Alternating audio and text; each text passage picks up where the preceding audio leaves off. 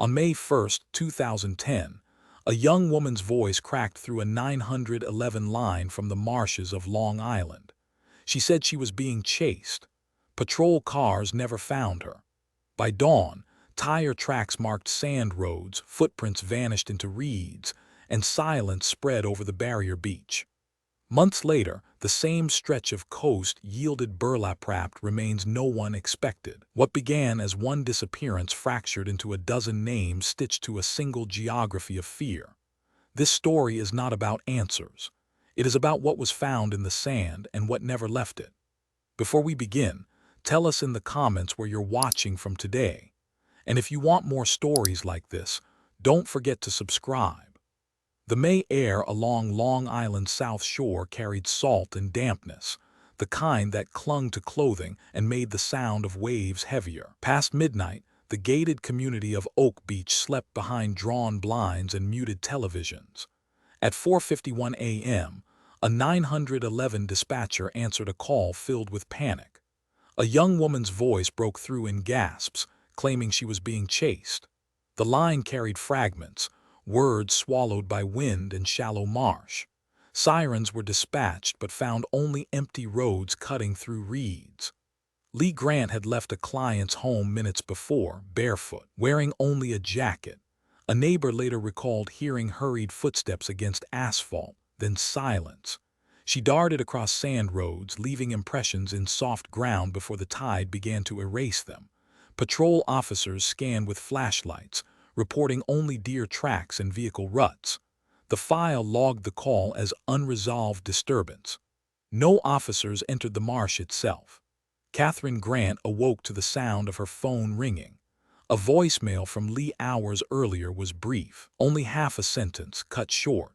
By the time Catherine dialed back, it rang unanswered. She drove to Oak Beach by daylight, where police tape had already been removed. All she saw was a line of flattened grass trailing toward the sound of gulls. The first item recovered was a cell phone, discovered by a maintenance worker. The device was cracked, battery drained, its screen faintly lit once more when investigators powered it. Call logs showed a final outbound emergency call at 4:51 a.m. Beyond that, the memory was blank. Officers tagged it, placed it in a brown evidence bag, and closed the file with little comment.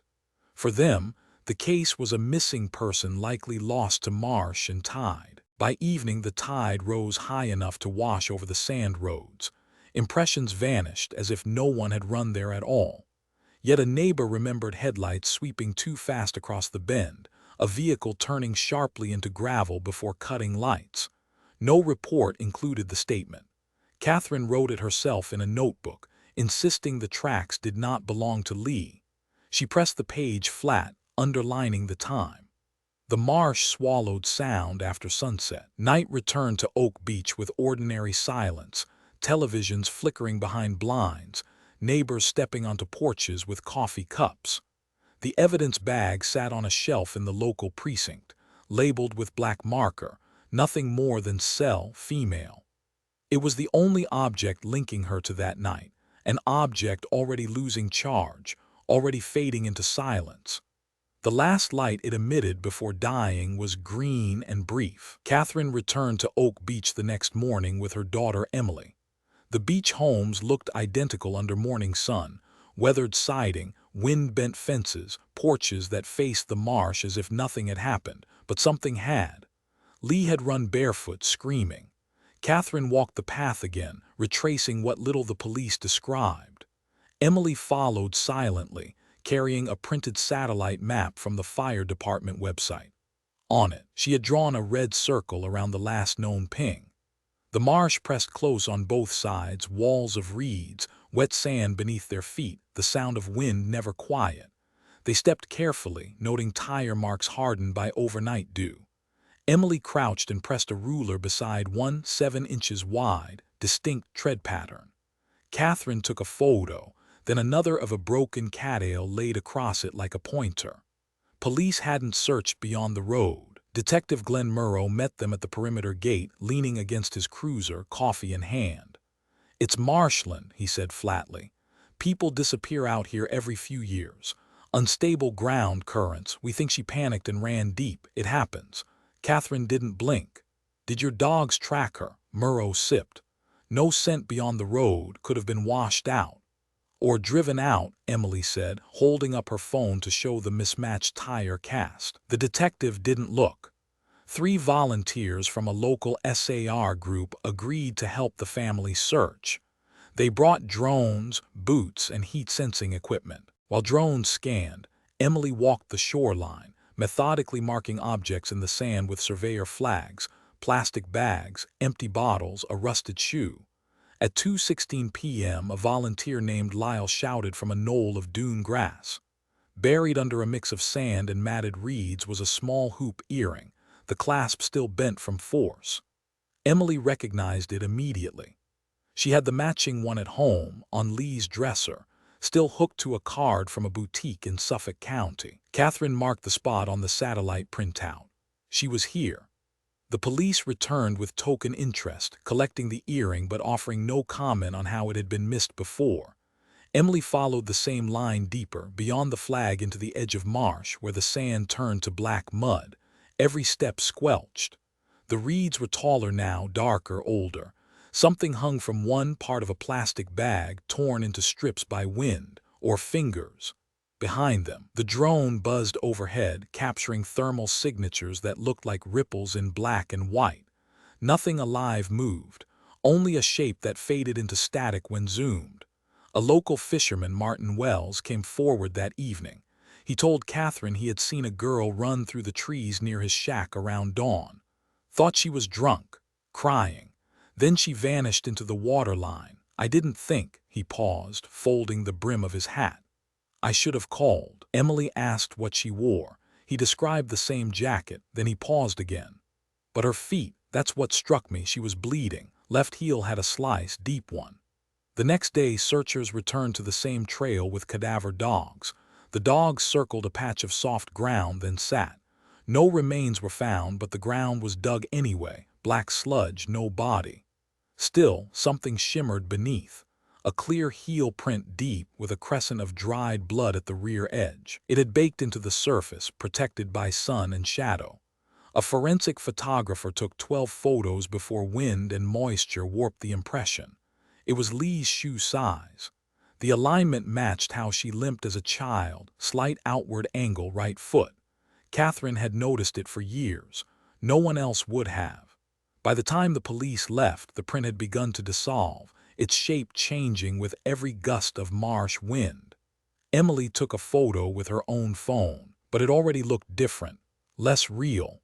It was the last clear sign of Lee's body on land. 3 weeks passed. Oak Beach returned to its rhythms. Rentals, morning joggers, mailboxes stuffed with flyers. Lee's name stopped appearing in updates. The official story hardened. Mental episode, accidental drowning, body lost to the marsh. But Emily refused. She studied the 911 call frame by frame, isolating sound fragments, mapping background noise, tracking ambient echoes to triangulate position. Catherine sat through every evening news segment, waiting for a name that never came. It wasn't until a retired NYPD detective, Howard Sklar, reached out via voicemail, 4 seconds of silence followed by "You're asking the right questions," that something shifted. Sklar met them at a diner off Montauk Highway, placing an old file on the table. Unsolved case from 2007, another escort missing from a nearby beach. No formal connection made. Inside the folder, a black and white photo of a woman named Tina Ramos. Long brown hair, gold hoops. Same boutique stamped on her bracelet tag as Lee's earring. Catherine took a breath. Same zone, same profile. They filed it under Lost at Sea, Sklar said. Emily cross-referenced burner phones Lee had used with old contact lists from Tina's account. One number appeared in both. Registered to a doctor, Richard Kessler, a pain specialist with a beach house 10 minutes from Oak Beach. He had hired Lee the night she vanished. Police had already interviewed him once. He claimed Lee freaked out during their session, ran off without reason, and refused to let him call anyone. She thought someone was after her, he said. Emily requested the visitor logs from the Oak Beach gatehouse. They were handwritten, sloppy, inconsistent. Dr. Kessler's name appeared twice that month, once under his own name, once under Richard Keller.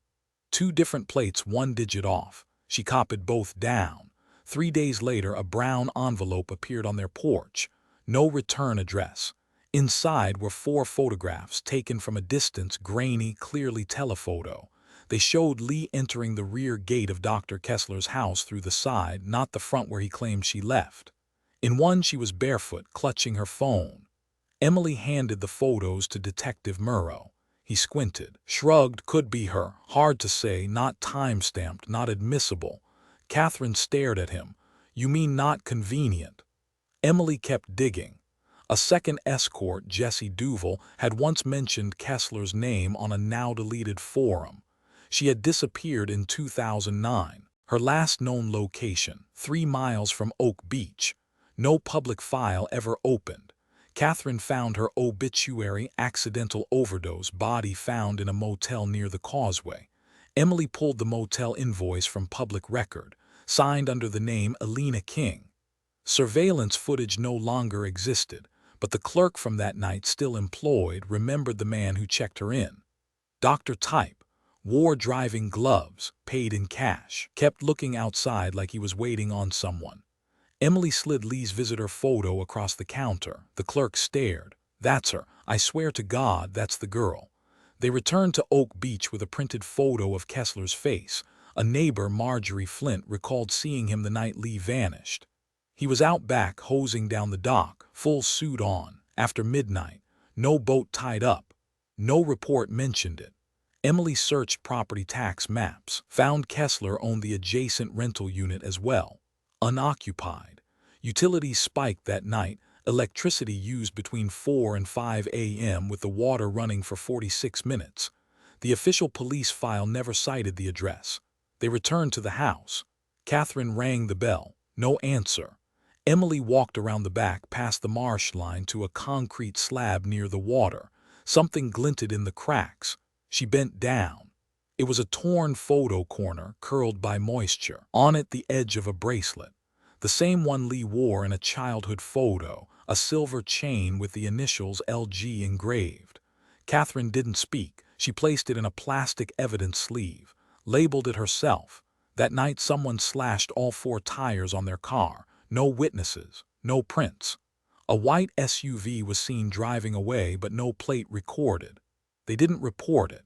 They just walked the shoreline again at dawn, tracing invisible paths in sand. Emily updated her case board. Red thread now tied from Lee to Tina Ramos, to Jessie Duval, to Kessler.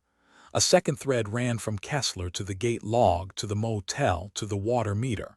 She pinned the torn photo in the center. Outside, marsh winds rattled window panes, and in the corner of the board she wrote, "Someone is removing the wrong pieces." The search resumed in December under a different pretense. Suffolk County PD claimed they were training cadaver dogs for cold weather searches. No one mentioned Lee's name, but Catherine and Emily knew. They watched from a distance as handlers fanned out along the Ocean Parkway corridor. On the 3rd day, one dog stopped at a thick patch of coastal brush. The handler called it in. They found a burlap sack, frayed at the edges, buried shallow beneath sand. Inside were bones, female, not Lee. By the end of the week, 3 more sacks surfaced, each less than 500 feet apart. All women, all skeletal, all wrapped in identical burlap. The press erupted. Serial killer suspected in Gilgo Beach dumpings. Yet no agency confirmed a connection to Lee. Emily mapped the dump sites. The spacing was mathematical, equidistant, methodical. She layered them against police patrol routes, cell tower positions, marsh density. A pattern emerged. Every dump location sat just outside areas searched in 2010. Catherine drove to the county medical examiner's office, demanding access to the new remains. Denied. But a former intern, Marcus Lee, contacted them anonymously. They're cataloging them under Jane Does, but internally they're using code names GB1, GB2, GB3, GB4. Marcus sent over dental scans. One victim, GB3, had jaw stress fractures. Emily compared them to Tina Ramos' old x-rays, a perfect match. Another match followed 2 days later, Jesse Duval's pinky bone identified by a childhood injury. Both had been marked no foul play in earlier files. Now they were murder victims. Emily updated her board. Lee's photo remained unlinked, her thread a loose end between confirmed kills. Then something shifted. The medical examiner found adhesive residue on one victim's jaw, duct tape. Faint fabric impressions remained on cheekbones. GB2 had fragments of mesh embedded in the sternum, consistent with industrial-grade burlap, not store-bought. Emily traced local suppliers. Only one company sold that grade, Midshore Feed and Grain, 12 miles inland. She drove there with Catherine, posing as agricultural buyers. Inside, rolls of identical burlap were stacked in the corner. The manager said they sold only to licensed accounts, mostly contractors, landscapers, and one guy with a dockyard who bought a bunch for erosion control. That buyer, Richard Kessler. Emily requested transaction logs. The clerk refused. Catherine wrote down the receipt number visible on the clipboard and left. Hours later, a fire broke out at the feed store. No injuries, all records gone. The case grew teeth. FBI joined. Local PD doubled back to Oak Beach. Emily was shut out. Catherine refused to leave. Then another body was found. This one wasn't in burlap. It was partially exposed in the marsh, a skull with a healed fracture, clavicle bones twisted unnaturally. Dental matches were slow. Emily didn't wait. She compared the fracture line to Lee's high school x-ray and injury from a soccer match. Identical location, identical healing pattern. It was her. Lee had not drowned. She had been placed, separately, deliberately. The official statement came 10 days later. Due to decomposition, cause of death undetermined. No charges, no closure. Catherine stood at the shoreline that night holding Lee's childhood bracelet in her hand. Emily stayed inside, studying Google Earth maps, tracking the location of every body, spacing, angle, depth. Then she noticed something.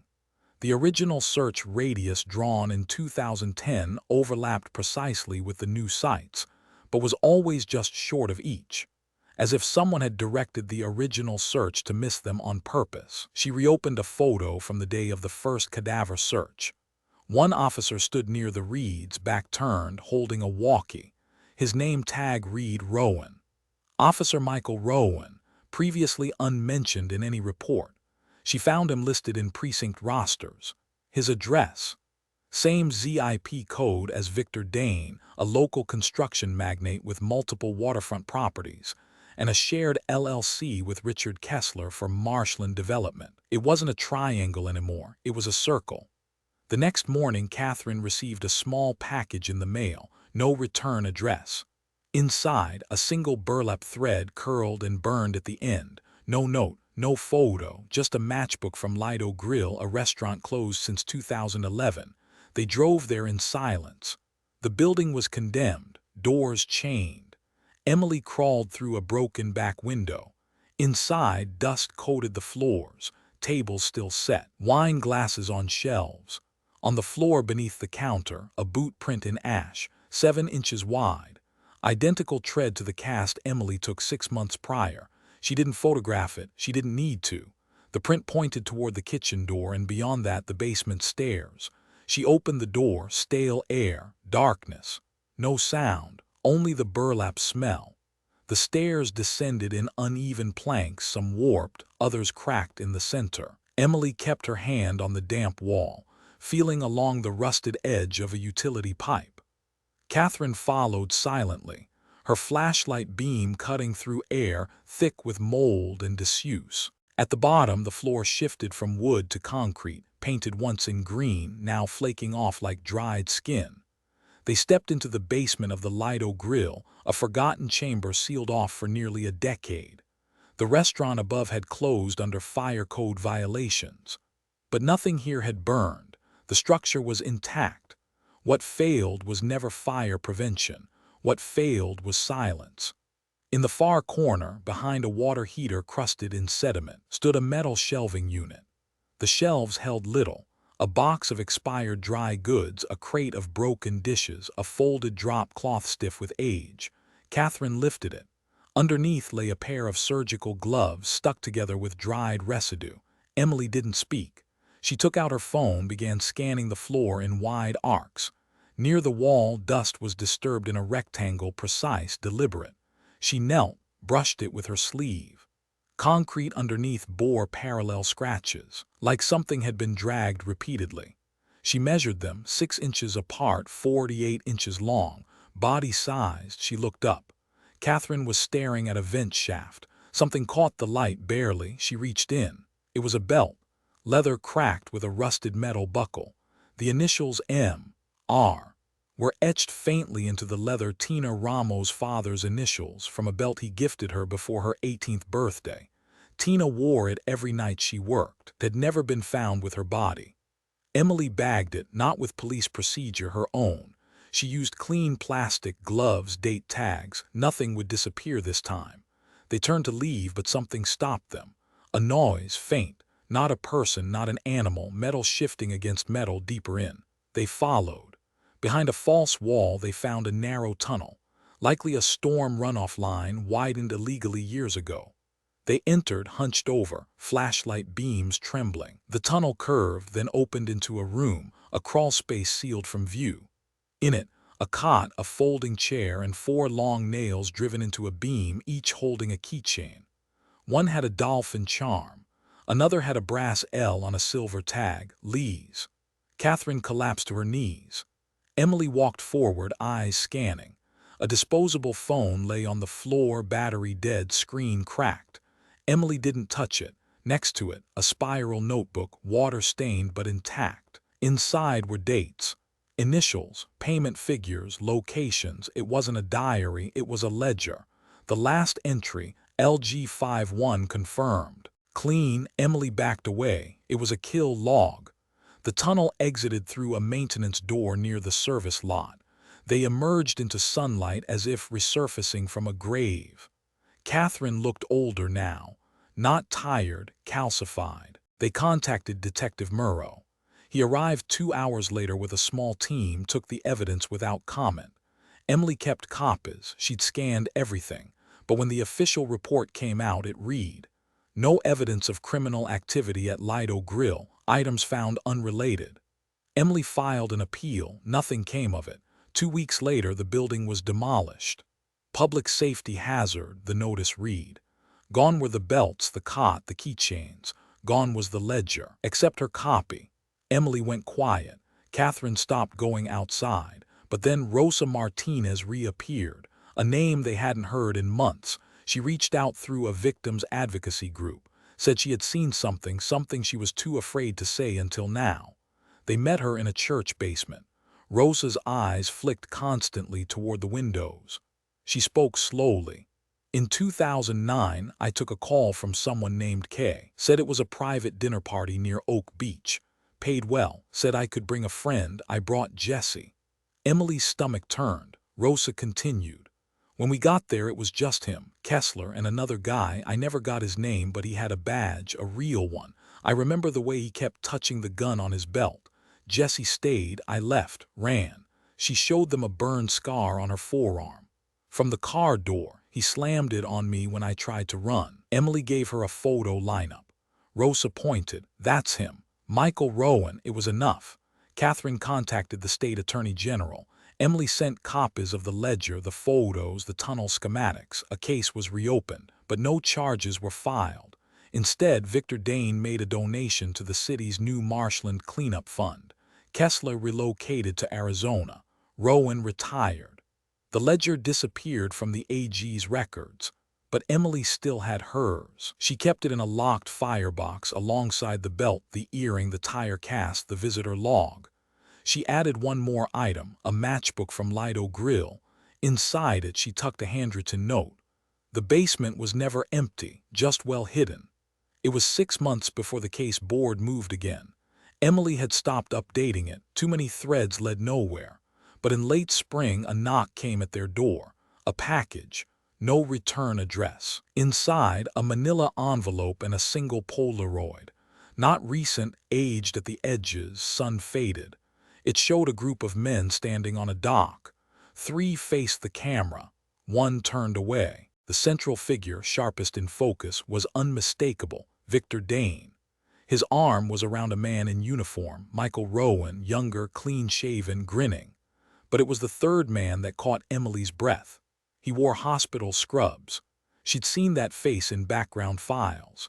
His name was Dr. Evan Lafton, once chief medical examiner of Suffolk County, retired quietly in 2012. The man who signed off on multiple no-foul play autopsies, Tina Jesse. And another name Emily had nearly forgotten, Naomi Chu, a part-time escort missing 2005. File sealed, cause of death, undetermined drowning. Emily searched county archives. The file was flagged as non-digital. She requested access in person. The clerk hesitated, then relented. The file was thin, 3 sheets of paper. But inside was a receipt from Baystar Marina, dated May 4, 2005. Signed by a Richard K. The marina no longer existed. The land now belonged to a real estate trust linked to Dane. The network was larger than she thought. Not just clients, not just corrupt officers, but coroner, landholder, law. Emily visited Marcus Lee again, the former medical examiner's intern. She showed him the Polaroid. He went pale. That's him. He used to come down during night shifts, said he was checking records. We had a case once, GB0 they called it. The one before Gilgo. It vanished from our logs. GB0, Emily pressed. It was a child, 12, never identified, found near the inlet, also burlap. They told me it was a mistake, told me to delete the scan. He hadn't. He'd saved a copy. It showed a partial skull with a healed cranial fracture. Female, a bracelet on one wrist, tiny plastic beads spelling hope. No police report existed. No missing child report matched. GB0 had no name. Emily printed the scan, added it to the firebox. The thread now ran back 5 more years. She tried contacting the press. No response. She filed a federal petition. It vanished from the docket. Then someone tried to break into the house. Security cameras caught the figure, black hoodie, gloved hands, head always down. But one thing stood out, on the wrist, a tattoo barely visible beneath the sleeve. A Roman numeral, Roman 13. Emily cross-checked every precinct employee badge for tattoos. No match. But among private contractors once used in evidence transport, one man stood out. Brian Merck, former Marine, listed as unavailable after 2016. His address matched one of the original burner phone ping zones near Gilgo. His phone was now inactive. His body would be found in a drainage ditch 2 weeks later, ruled overdose. No autopsy performed. Inside his jacket pocket, a matchbook from Lido Grill. Emily didn't sleep after that. She started photographing every item twice, saving every file in triplicate. One flash drive in a safe deposit box, another in a library locker in Montauk, a third mailed to a contact in New Jersey. Catherine began deteriorating. Nightmares, silence. She stood often by the window staring out into marsh fog. One morning she didn't get up. Emily found her sitting in Lee's old room holding a cassette tape. It came in the mail, she whispered. It was a voicemail archive. Lee's recovered. 34 seconds of panic, static, and then another voice. A man's, calm, soft. Stop running, it's too late. The audio file was sent to a forensic lab in Queens. Voice print matched. The sample came back 84% probable for Michael Rowan, but not admissible. No warrant ever filed. Catherine died that winter. No autopsy. Natural causes, they said. Emily buried her beside Lee, using the bracelet as a grave marker. Then she disappeared from public view, until last month. At a university symposium on forensic corruption, a USB was left in the hands of a visiting professor. No sender. It contained 138 files, photos, voice recordings, maps, transcripts, private logs, and a scan of a ledger once stored in a restaurant basement. Every thread was intact, every connection drawn. The final file was titled, Case 00, the girl they buried twice. Inside it, one line, she ran into the marsh, They followed. She never left. By autumn, the case board filled the entire garage wall. Emily no longer needed strings to connect the photos. She knew the lines by instinct.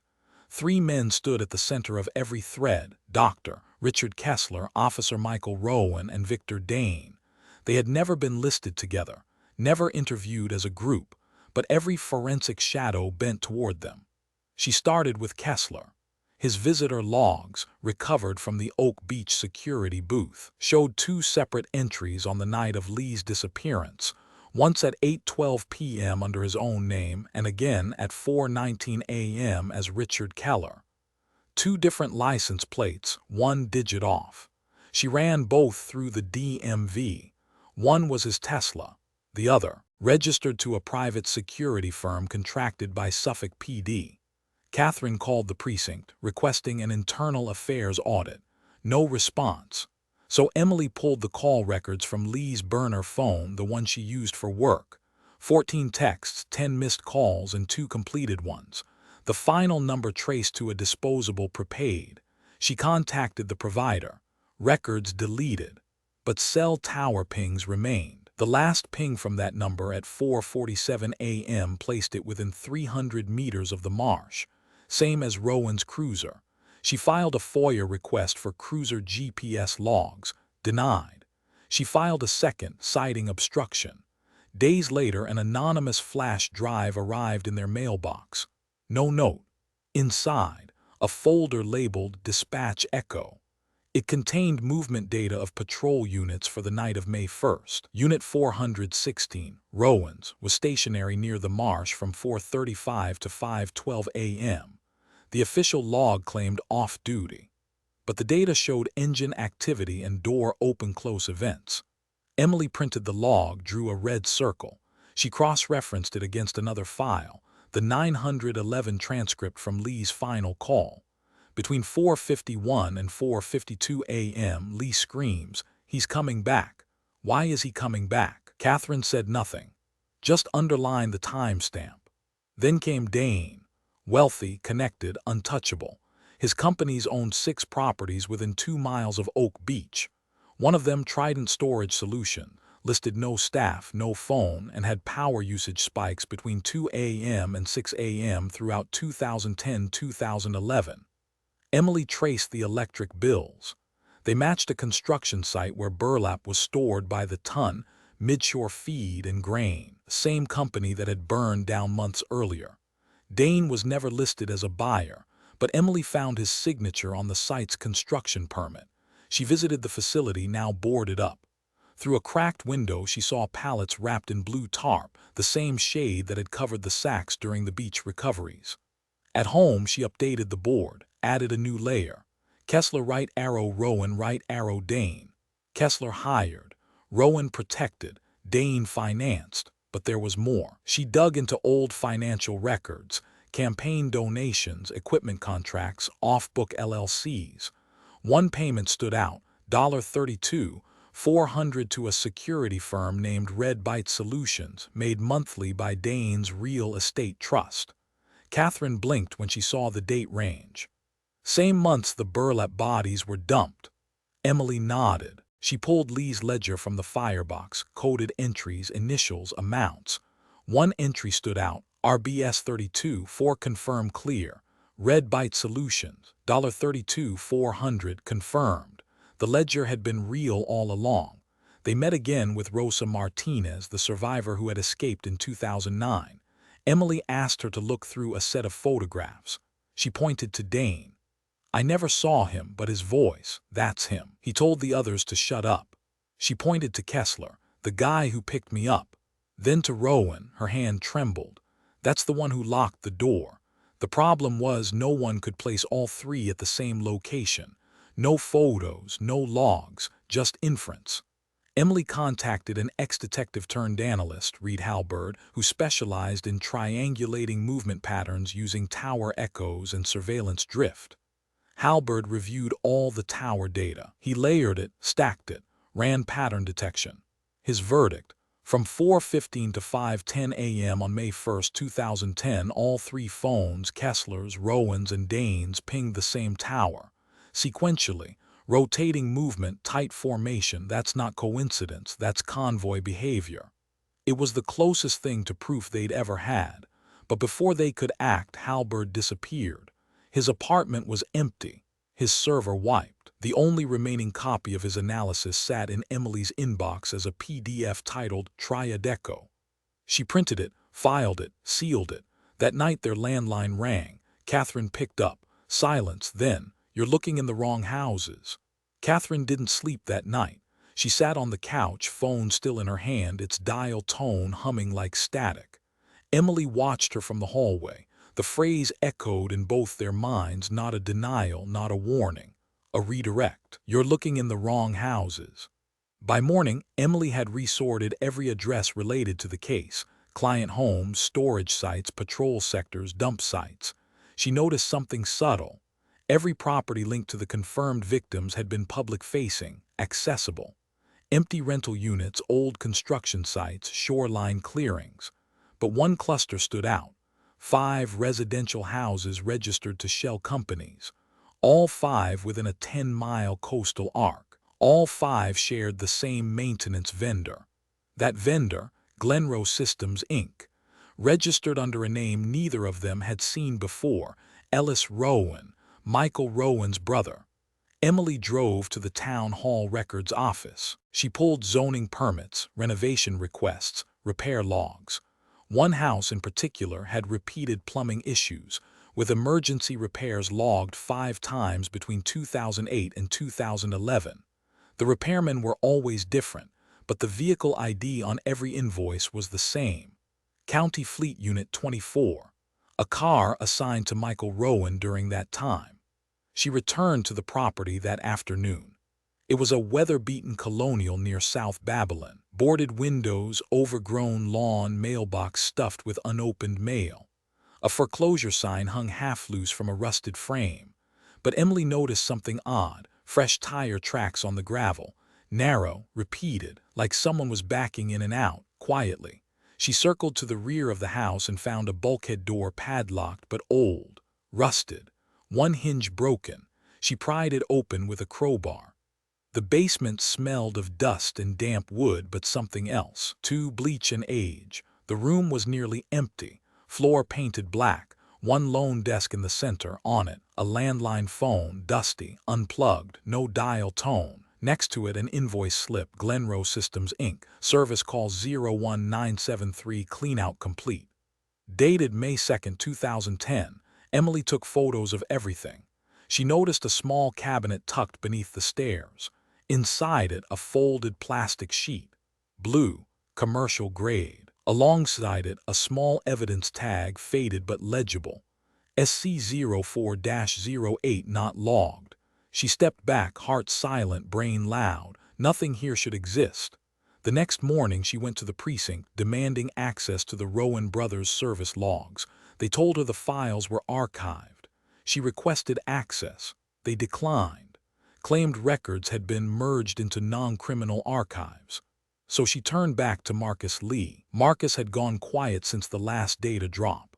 But when Emily found him at a commuter cafe near the medical examiner's office, he looked like he hadn't slept in weeks. "They told me to stay out," he said, "but I've seen the burn records." "Burn records?" He nodded. "Every time evidence goes missing, files, tags, logs, it gets replaced by a burn certificate. It's how they clear the shelf space. Fireproof bins, confidential destruction." He pulled out a flash drive. "I cloned them. 37 items destroyed between 2010 and 2013. Most were never entered into evidence logs. They were pre-tagged but disappeared before court chain began." Emily scanned the list.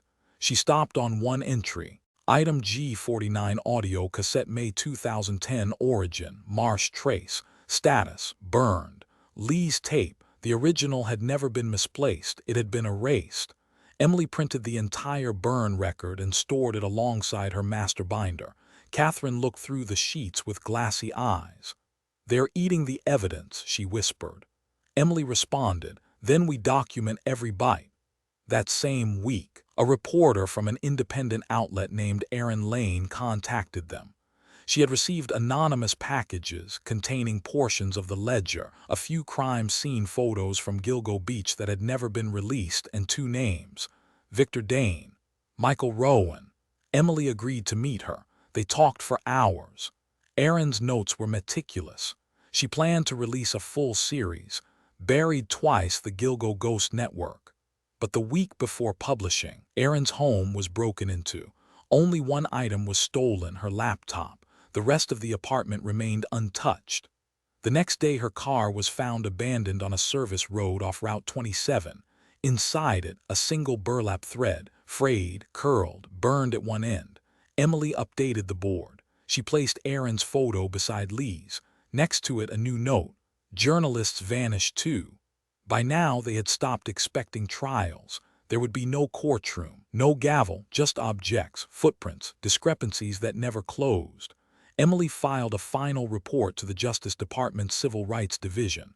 Included everything: burn records, dispatch logs, the forged Glenroe invoices, voice match evidence, triangulated pings.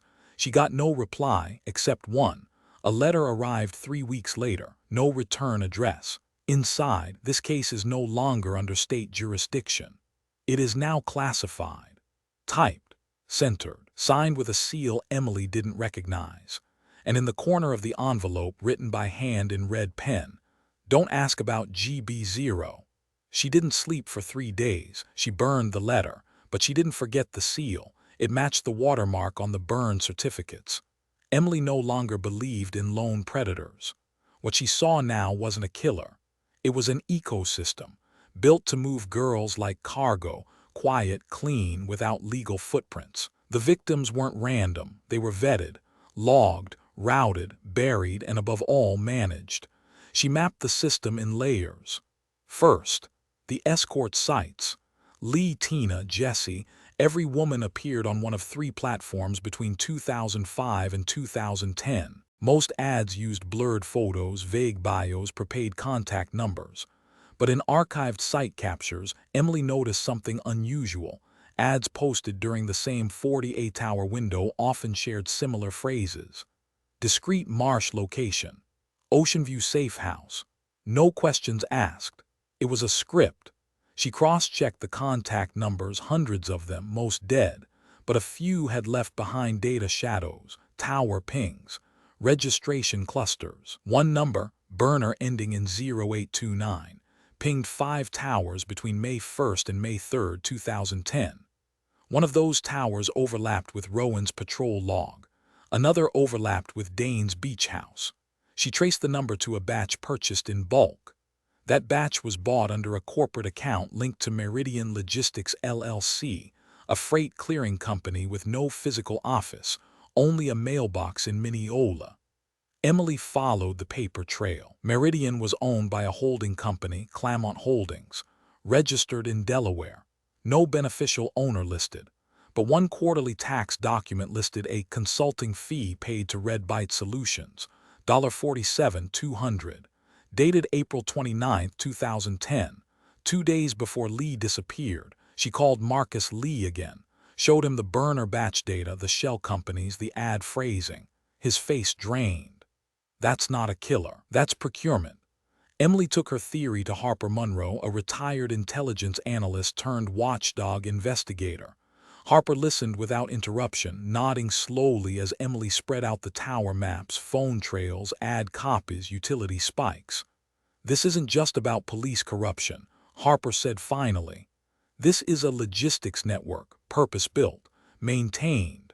Emily nodded. "And buried in plain sight." Harper offered to verify one part: the burner phones. He had access to retired telecom archives. A week later he called back. "They all trace back to a single account," he said. "Corporate pool, registered to a tech services firm named Auric One out of Manhattan." Emily had never heard of it. Harper had. "They used to manage back-end hosting for defense contractors," he said. "They also ran secure comms for undercover narcotics units and escort ads. They were laundering user traffic through the same IP pools."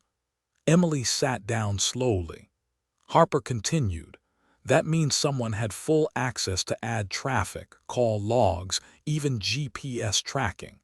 If these girls used those phones, whoever ran Auric One knew where they were, who they met, and how long they stayed. That changed everything.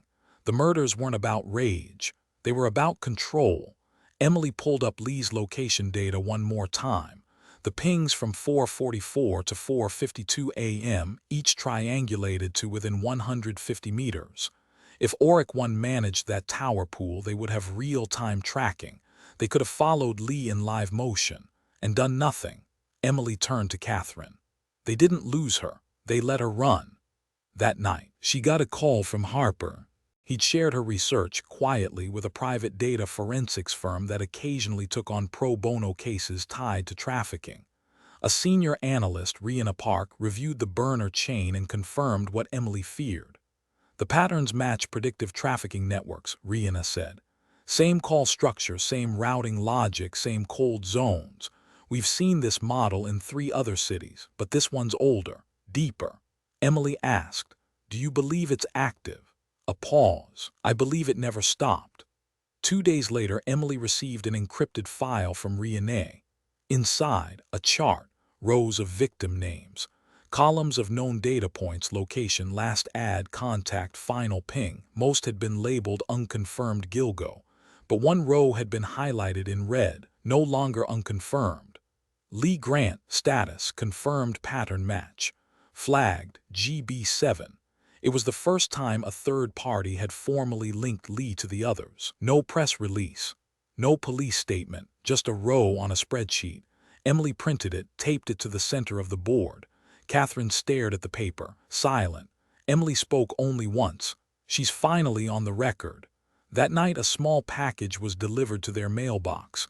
Inside, a flip phone, no SIM card, just a sticker on the back, GB0. Rosa Martinez wasn't the only one. When Rihanna Park published a closed-circuit call on an encrypted network for former sex workers with Long Island ties between 2005 and 2012, she received 29 emails. Of those, 6 agreed to talk. 3 gave false names. 2 refused to meet in person.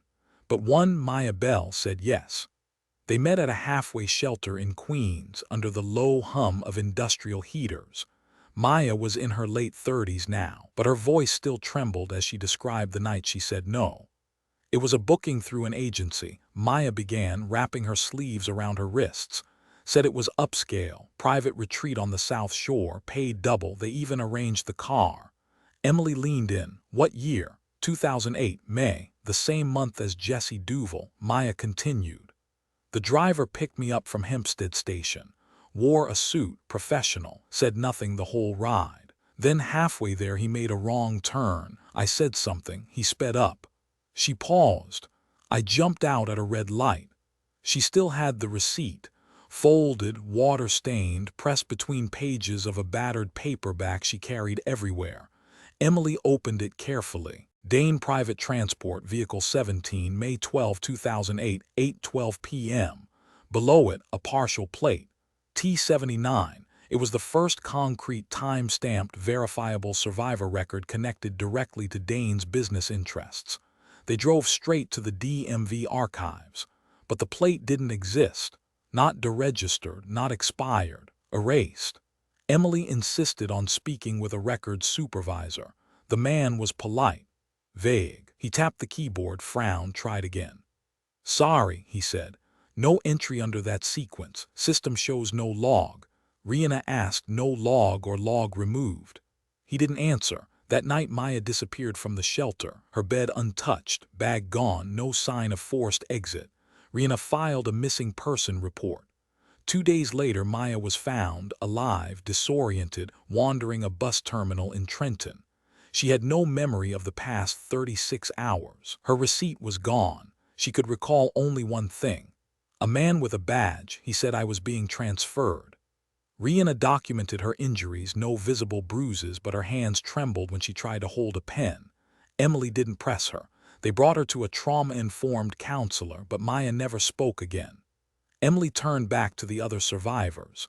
Jules L., Ramona T., Vera C., each described similar scenarios, bookings through third-party fixers, nighttime routes to Oak Beach, Massapequa, or Bay Shore, cars with no rear handles, a man in uniform waiting at the end of the driveway. None had filed police reports. Most had never told anyone. One still had her blouse from the night she ran. It bore a tear at the sleeve and 3 thin red stains, now faded, almost invisible. Emily borrowed a UV light from Renee's lab. Under it, the marks glowed violet. Blood. She sent the sample to a private lab. 10 days later, the results arrived. Mitochondrial match, Lee Grant. They had touched. 2 lives that had brushed in the dark, a thread now sewn through blood. Emily updated the master chart. She added a new column, physical linkage. Lee's cell now connected not just to time and place, but to flesh.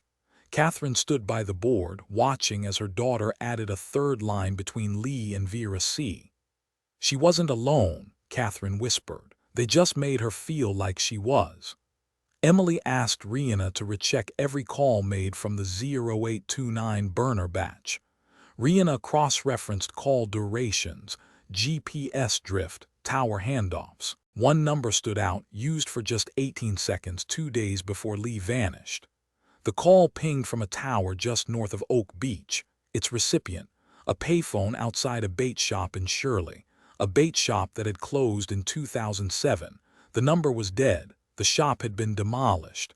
But Rihanna checked one final log, outgoing call attempts, and one showed up. A blocked number attempted to redial the burner after Lee's disappearance. Twice, at 3:14 a.m. and 3:17 a.m. on May 2nd, from a location inside a government-owned vehicle. Emily froze.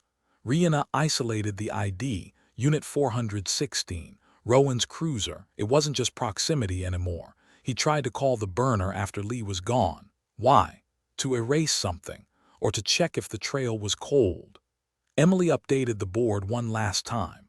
She drew a black circle around Unit 416, then a red line straight from it to a new photo burned at the edges mailed to Rihanna the following week. It showed a row of women standing in a basement hallway. One face pixelated, the others blurred, but one figure crouching near the floor wore a bracelet with silver letters. LG. It was never released to the public. No metadata, no origin, only one line on the envelope. GB7 was not the first, not the last. The arrest came without warning. Victor Dane, real estate magnate and former chairman of 3 development firms across Long Island, was taken into custody by federal agents on charges of tax evasion, wire fraud, and falsified zoning permits. Not a word about murder, not a mention of Gilgo, but Emily and Rihanna knew better. The indictment referenced 6 properties, 3 of which had appeared on Emily's board for months, each linked to utility spikes, storage anomalies, or survivor sightings. And while the press swarmed around offshore bank accounts and corporate theft, Emily focused on a single line in the warrant, including suspected use of said properties for undisclosed storage of hazardous and commercial-grade materials. Hazardous, commercial-grade, like burlap.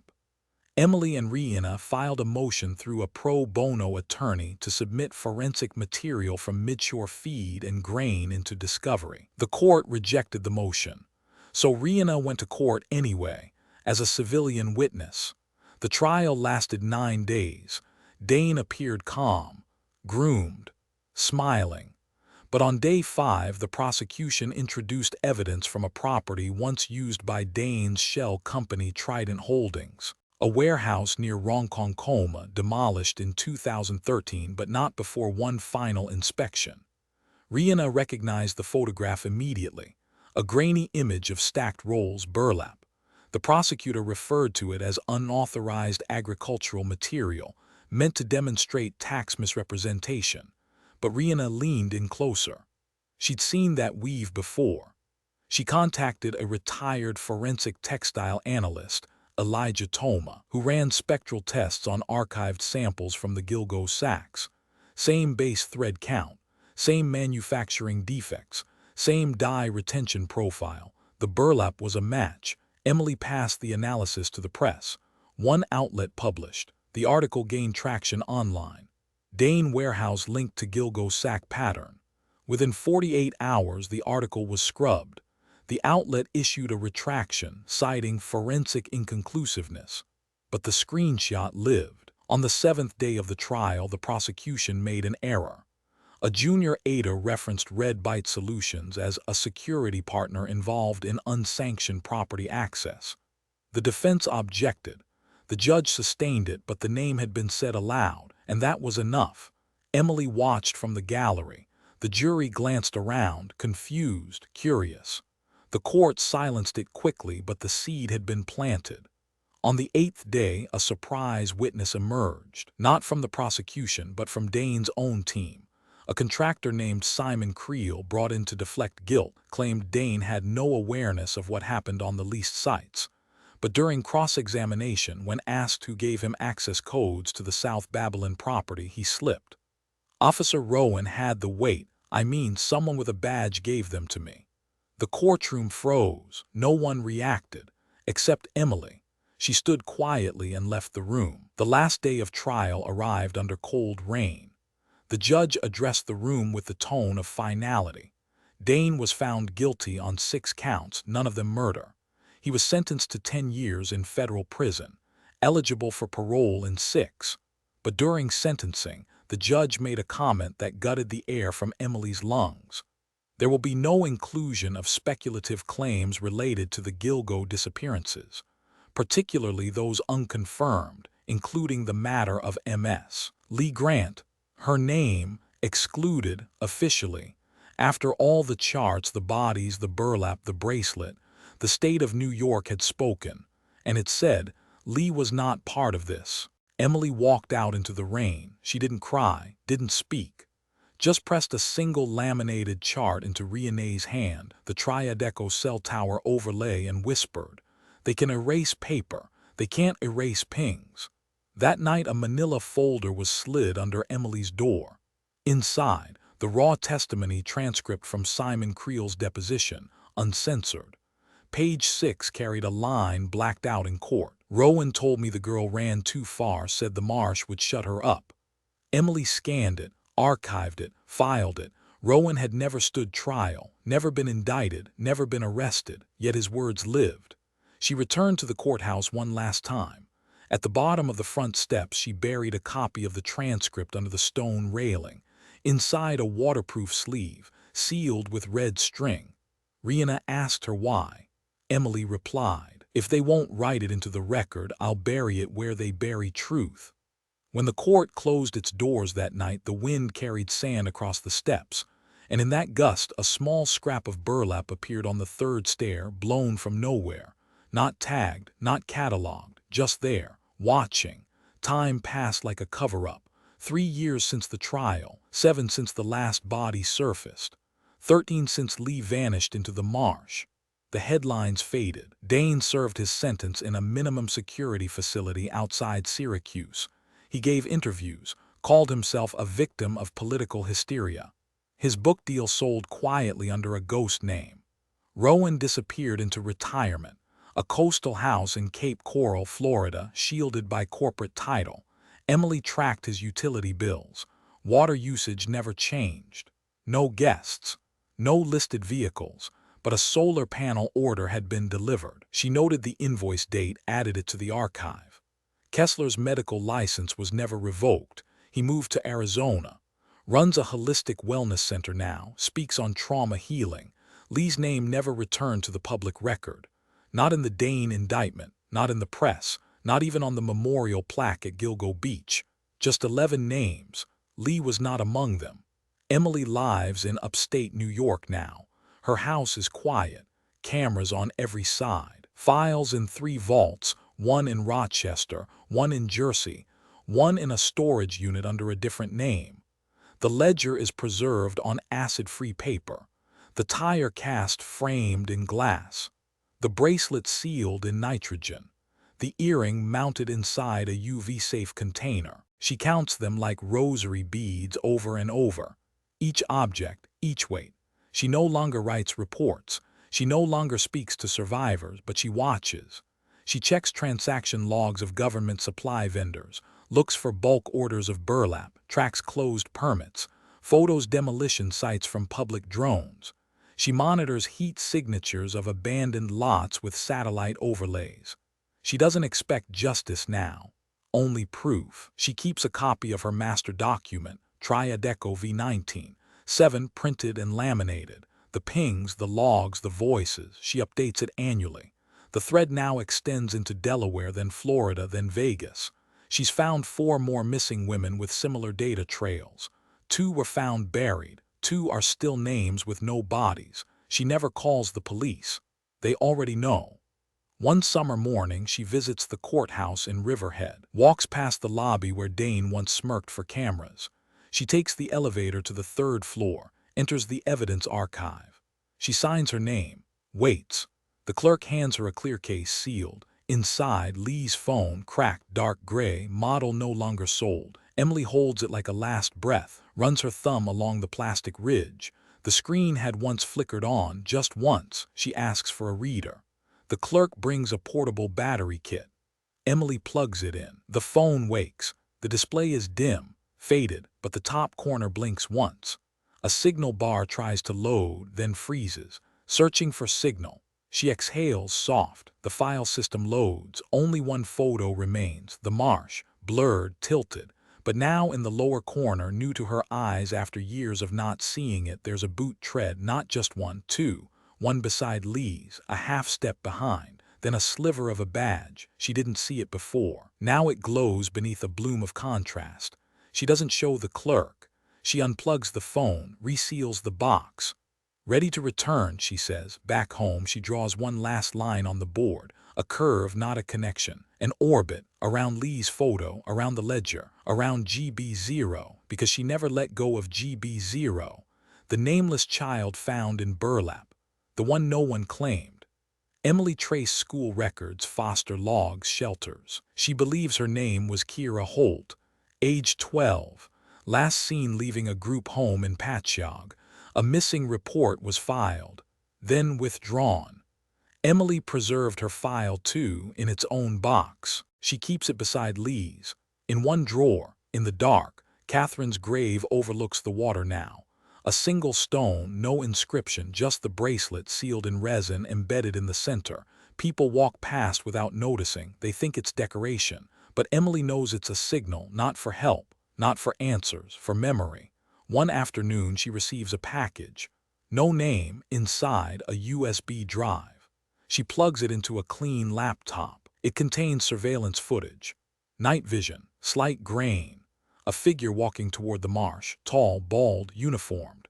Another following, smaller, stumbling. Then the screen cuts. A voice clip plays. Stop running, it's too late.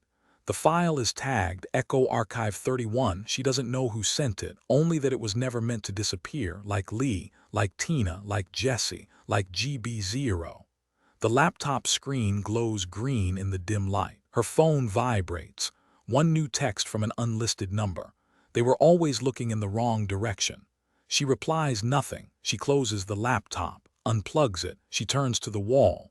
Her board is still there, still full, still expanding. The marsh isn't finished, and neither is she. In a locked drawer of the Riverhead Precinct basement, an evidence tag curls from age. It reads, Item L 2010-53 cell phone recovered marsh area. Inside the box, the phone rests on foam, its screen frozen, unmoving, still, 3 signal bars faintly flickering. A single phrase displayed beneath, searching for signal, forever.